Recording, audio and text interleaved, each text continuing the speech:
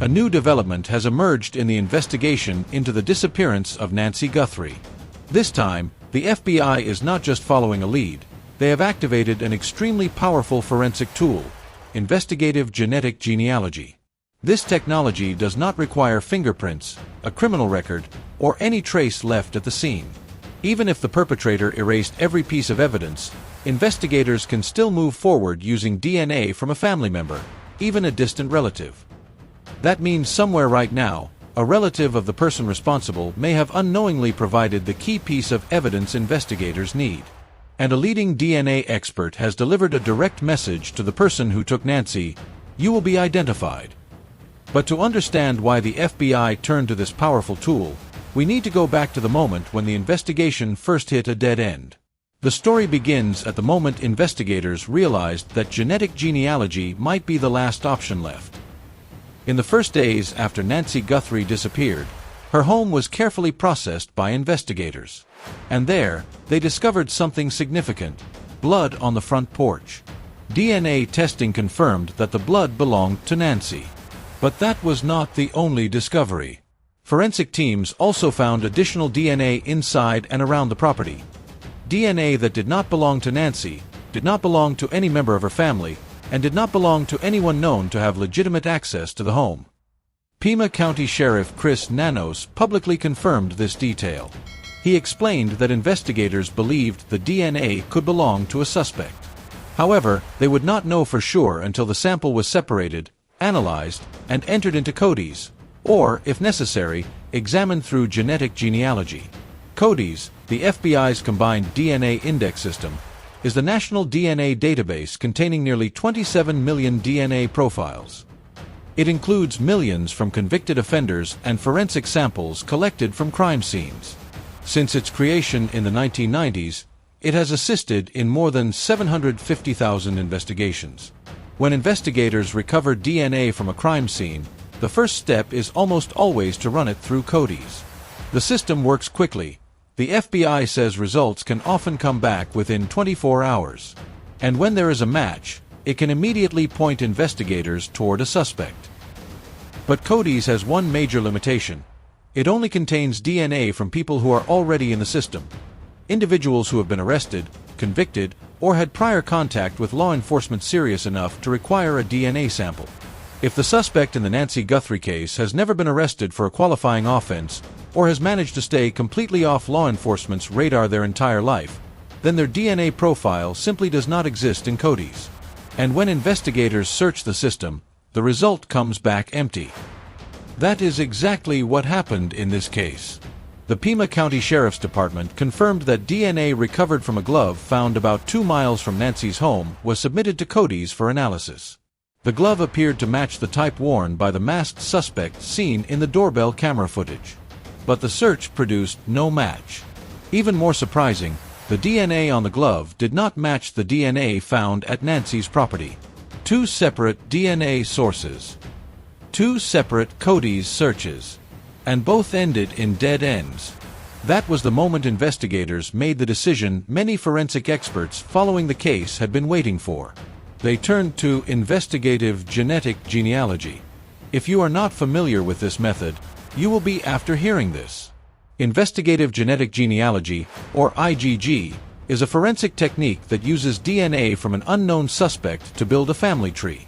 By tracing biological relatives and working backward through generations, investigators can eventually identify the person who left that DNA at the crime scene. And the reason this method changes everything is simple. It does not require the suspect's DNA to exist in any law enforcement database. Investigative genetic genealogy does not require the suspect to have ever been arrested or even to have interacted with the criminal justice system. The only thing it needs is far more ordinary.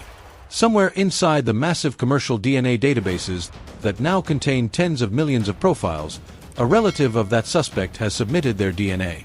It could be a distant cousin who took a 23andMe test just to see if they had Irish ancestry. A grandparent who used Ancestry DNA to build a family tree for their grandchildren. Or even a sibling who received a consumer DNA kit as a holiday gift. None of those people believe they are connected to a violent crime. None of them knowingly offered their DNA for this purpose. Yet their genetic profiles exist in these databases. And from the small pieces of DNA they share with an unknown suspect, investigators can begin mapping connections, linking relatives, building branches of a family tree, and slowly narrowing the search until it leads to one person. One name, one face, one address. One of the leading figures in this field is C.C. Moore, the chief genetic genealogist at Parabon Nanolabs, one of the most well-known forensic genetic genealogy laboratories in the United States. Her work has helped solve numerous cold cases once thought impossible to crack. Appearing on the Today Show, she delivered a message directed at the person responsible. Looking straight into the camera, she said, "If I were the kidnapper, I would be extremely concerned right now. Because using investigative genetic genealogy, he will be identified." And then she added the words that changed the tone of the entire investigation. "It is only a matter of time. Not if, not maybe, not possibly. Just a matter of time." Now let's look at what this process actually involves, because the real mechanics of genetic genealogy are far more extraordinary than most people realize. According to David Mittleman, a genetic genealogist and CEO of Othram Incorporated, one of the leading forensic DNA laboratories in the United States, the procedure follows a precise and highly technical path. It begins with the DNA sample itself. Once investigators collect the sample, scientists process it to create a genetic profile. That profile is then translated into digital code, a computerized representation of the genetic markers contained within the DNA. From there, the coded profile is uploaded into publicly accessible genealogy databases. And this is where the method becomes very different from traditional law enforcement systems. Unlike CODIS, which compares only about 20 specific genetic markers, forensic genetic genealogy examines a much broader portion of the genome. In fact, analysts may evaluate around 500,000 genetic markers spread across the DNA strand. The reason is simple but powerful. The more markers that are analyzed, the farther out investigators can search across a family tree. Instead of identifying only close relatives, this level of analysis can detect distant connections, third cousins, fourth cousins, even fifth cousins. Individuals who may share as little as 1% of their DNA with the unknown suspect. And from those faint genetic links, investigators can begin reconstructing an entire network of relatives, slowly building a family tree that moves step by step toward the person who left that DNA behind. Once potential DNA matches appear, investigators begin constructing family trees around each profile. Using public records such as birth certificates, marriage documents, obituaries, census data, and even social media, they map out generations of relatives, carefully connecting branch after branch of each family line. As the tree expands, investigators start narrowing their focus. They look for individuals who fit the known characteristics of the suspect, the right age range, the right location, the right life history. The list becomes smaller, then smaller again. Eventually, the process reaches a critical moment, the point where a single name begins to emerge. This is exactly how major cases like the Golden State Killer investigation and the identification of Brian Kohberger moved forward. Genetic genealogy does not close the case by itself. Instead, it delivers something just as powerful, a lead. From there, traditional investigative work takes over. Detectives conduct surveillance, collect discarded DNA from everyday objects, and if necessary, obtain warrants to collect a direct sample for confirmation. David Mittleman explained the outcome in clear terms. In the worst-case scenario, the analysis leads investigators to a very close relative of the suspect. From there, they follow the family line until the net tightens. In the best-case scenario, the DNA trail points directly to the individual responsible. Either way, the direction becomes clear, and the circle begins to close. But before going further into the Nancy Guthrie case, there is an important reality to address. This type of investigation is rarely a straight path, and significant obstacles can still stand in the way. But the genetic genealogy phase of this investigation is not without serious challenges. Investigators are facing obstacles that are both real and well documented, beginning with the DNA sample itself. Sheriff Chris Nanos confirmed that the DNA recovered from Nancy Guthrie's property is a mixed sample, meaning it contains genetic material for more than one individual. According to leading genetic genealogist C.C. Moore, mixed DNA is common in violent crime scenes, but it is also far more difficult for laboratories to analyze. Susanna Ryan, the laboratory director at Pure Gold Forensics, explained why this matters. In an ideal situation, a forensic lab receives a clean DNA profile from a single person. That type of sample allows analysts to build a clear genetic profile without interference. However, laboratories can still work with mixed samples when the majority of the DNA belongs to the suspected perpetrator. For example, if a mixture contains roughly 80% from contributor A and 20% from contributor B, analysts can often separate the profiles and focus on the dominant contributor, especially if that dominant DNA likely belongs to the suspect. But if the proportions are reversed, the process becomes much more difficult. When the suspect's DNA is only a minor portion of the mixture, there may not be enough usable genetic information to perform the detailed analysis required for genealogical research.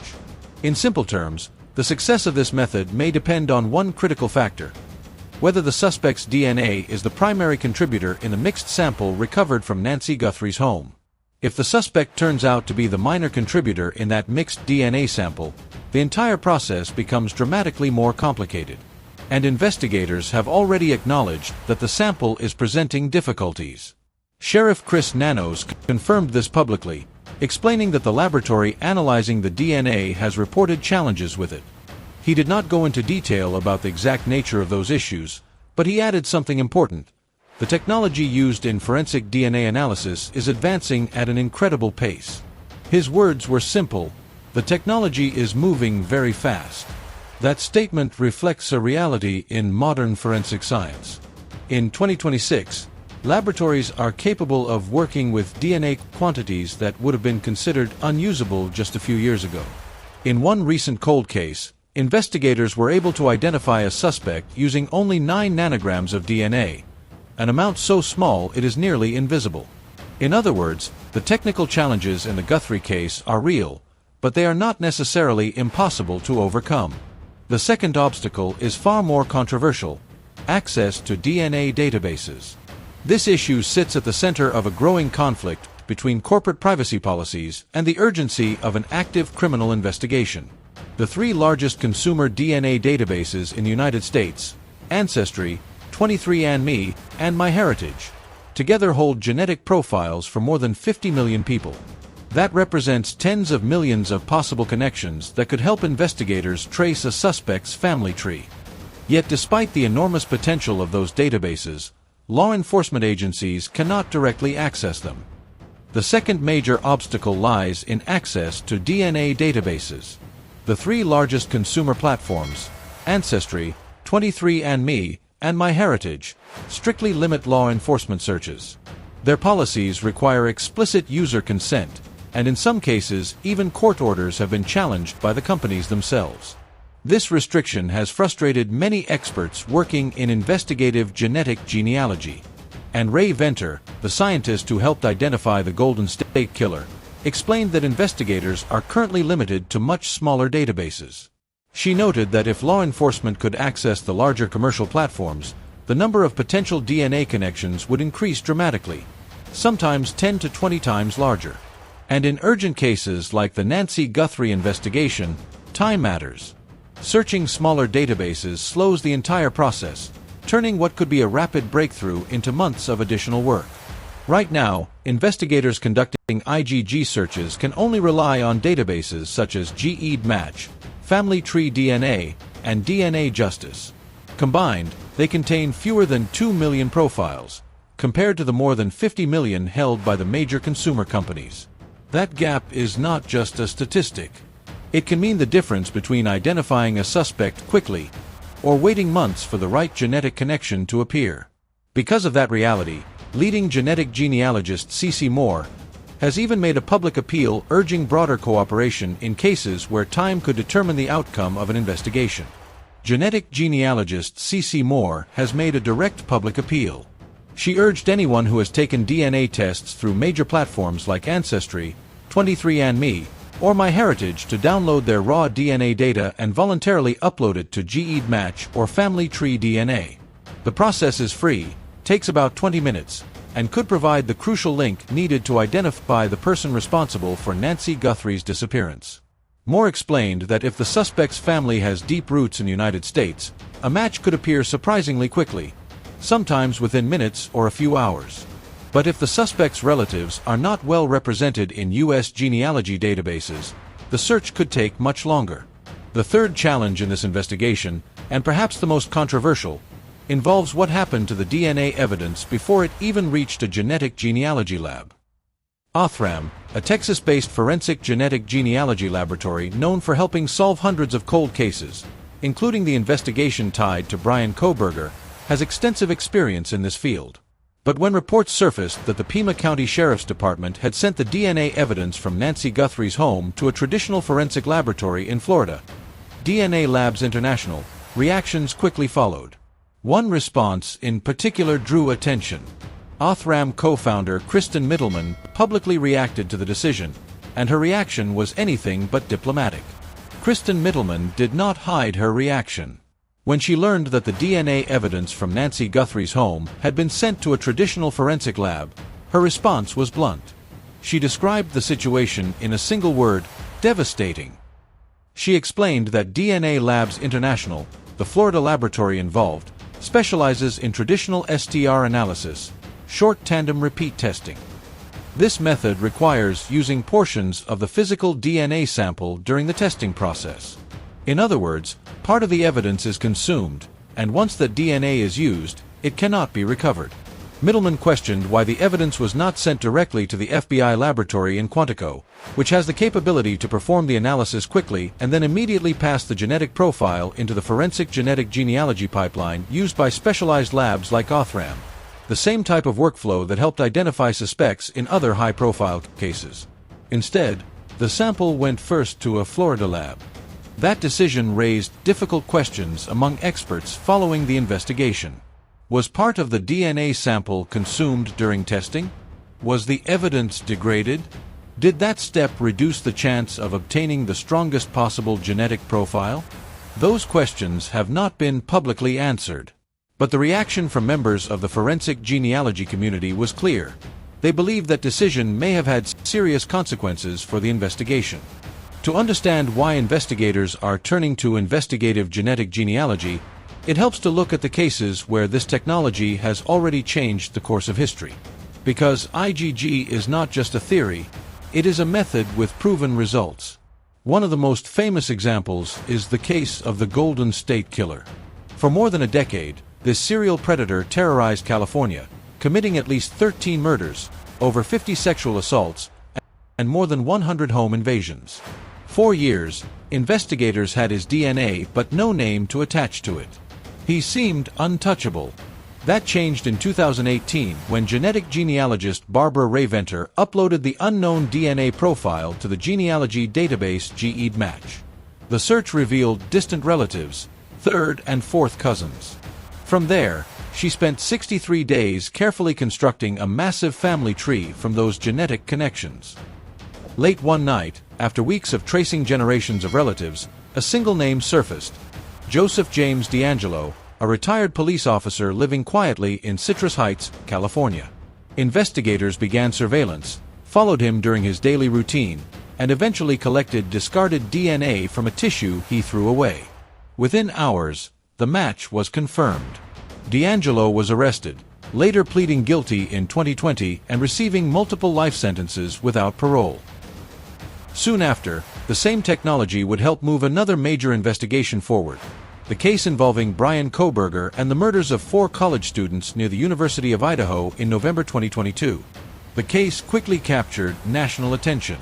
4 college students had been killed near the University of Idaho, and at first there was no suspect, no clear motive, and almost no evidence left behind. The person responsible appeared to have acted quickly and carefully. But investigators did find one crucial piece of evidence: DNA on a knife sheath discovered at the crime scene. From that tiny trace, forensic specialists at Othram were able to generate a usable DNA profile. Using investigative genetic genealogy and matches from GEDmatch, analysts began building a family tree. The genetic trail eventually pointed toward relatives connected to Bryan Kohberger's family in Pennsylvania. Investigators then carried out a simple but powerful step. They recovered a discarded Q-tip from the garbage outside Kohberger's father's home. Testing confirmed the familial DNA link, narrowing the investigation directly to Kohberger himself. He was arrested in January 2023 and, by July 2025, received 4 consecutive life sentences. What makes cases like this remarkable is how ordinary the final pieces of evidence often are: a tissue, a pizza crust, a Q-tip pulled from someone's trash. Everyday objects that quietly deliver justice when no other path exists.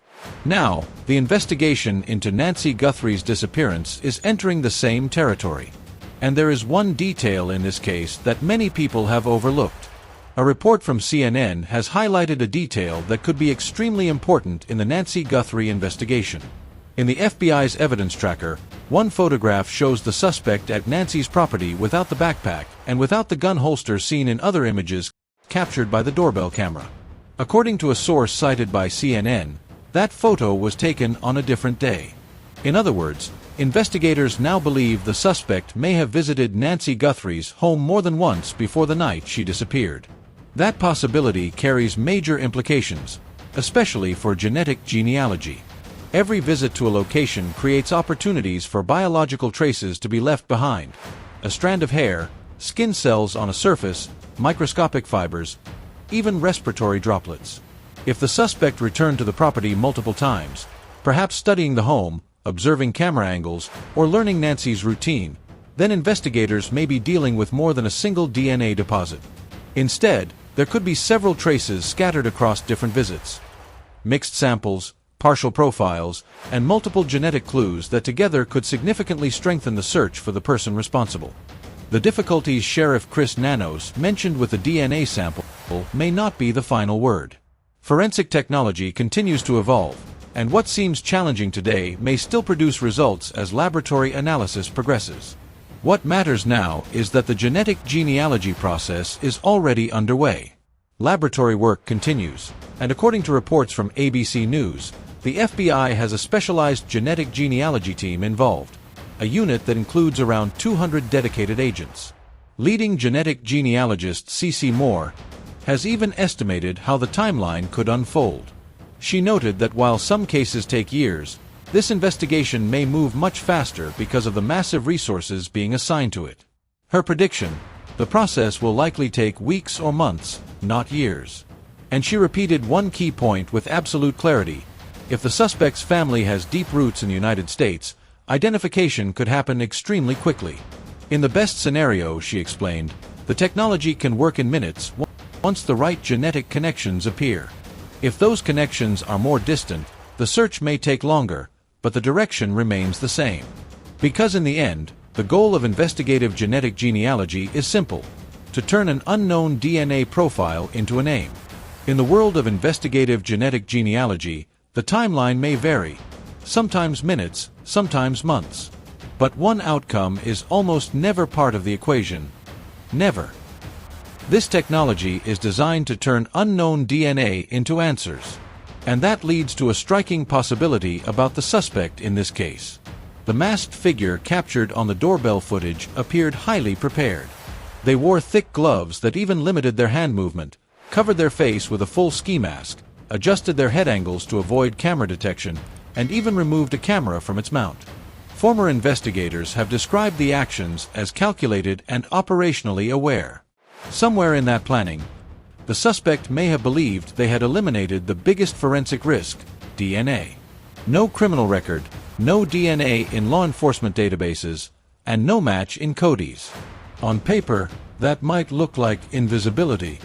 But genetic genealogy changes that assumption entirely, because the person responsible did not need to submit their own DNA. All it takes is a relative somewhere in the system. A distant aunt who mailed a DNA swab to a genealogy company years ago out of curiosity. A second cousin who uploaded their results to GEDmatch just to explore family history. A sibling, a nephew, or another relative who has no connection to the crime at all. An ordinary person, somewhere in a database, whose genetic information may now hold the key to identifying the person responsible for the disappearance of an 84-year-old woman from Tucson, Arizona. That is the power of investigative genetic genealogy. It is the same method C.C. Moore has used to help identify suspects in hundreds of cases. And when she looked into the camera and spoke about this investigation, her words were direct. The person responsible will be identified. Not might, not could, will. Authorities are urging the public to help. If you have any information related to the disappearance of Nancy Guthrie, a vehicle, a suspicious person, a conversation you overheard, or behavior that didn't seem right, investigators want to hear from you. The FBI tip line is open, and a $1.2 million reward is being offered for information that leads to bringing Nancy home. Experts are also asking people who have taken consumer DNA tests through Ancestry, 23andMe, or MyHeritage to consider downloading their raw DNA data and uploading it to GEDmatch or Family Tree DNA. It takes only minutes, but it could create the genetic connection investigators need. Because right now the science is moving forward. The laboratory work continues. The family trees are being built. And for the person who believed they had covered every trace and disappeared into the shadows, one reality is closing in. The clock is already ticking. They were never truly invisible.